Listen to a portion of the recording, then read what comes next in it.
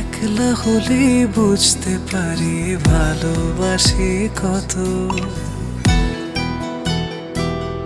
আমি একলা হলে বুঝতে পারি ভালোবাসি কত। একটা তুমি আছো বলে ভালো আছি এত। একটা তুমি আছো বলে ভালো আছি এত। এই জীবনে কেউ তো আর হয় না তোমার মতো।